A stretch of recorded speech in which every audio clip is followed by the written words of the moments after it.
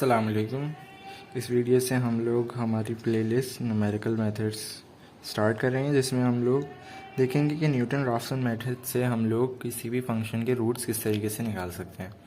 सवाल में हमारे पास बताया गया है कि using Newton Raphson method find the root of function x cube minus x minus one. ये हमारे पास फंक्शन है और हमें कब तक रूट फाइंड करनी है, मतलब 4 अप टू 4 डेसिमल प्लेसेस तक। अब रूट क्या है? रूट हमारे पास नेगेटिव और पॉजिटिव वैल्यू के दरमियान होती है। अब हम इस फंक्शन में वैल्यूज़ डाल के देखेंगे कि कब कब हमारे पास पॉजिटिव और नेगेटिव वैल्यू आ रहे हैं। अब मैं जब इस फंक्शन में 0 पुट कर रहा हूँ तो नेगेटिव आ रहा है, 1 पुट कर रहा हूँ तो भी नेगेटिव आ रहा है, 2 पुट कर रहा हूँ तो पॉजिटिव आ रहा है।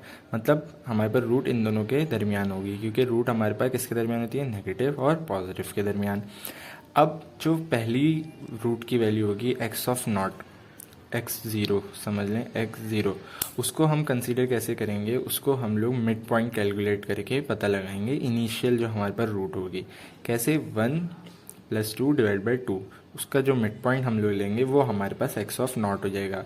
xn का मैंने कैसे लिया? 1 + 2 डिवाइड बाई 2। अब ये 1 ये 2 डिवाइड बाई 2, मिड पॉइंट हमारे पास क्या आया? 1.5।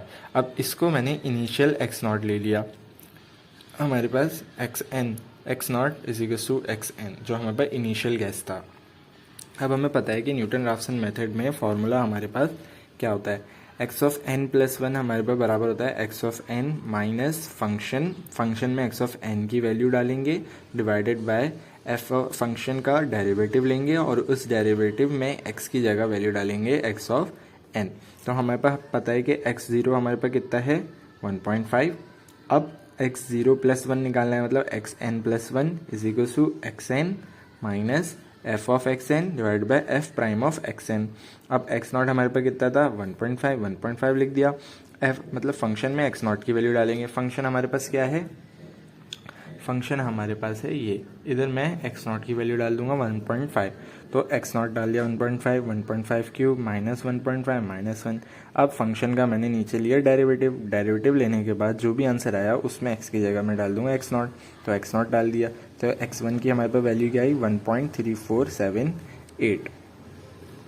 अब हमें अप टू 4 डेसिमल प्लेसेस तक जाना है, मतलब 4 अप टू 4 डेसिमल प्लेसेस तक हम लोग आंसर लिखेंगे। अब x1 आ गया, अब मैं क्या करूँगा? x1 + 1 निकालूंगा।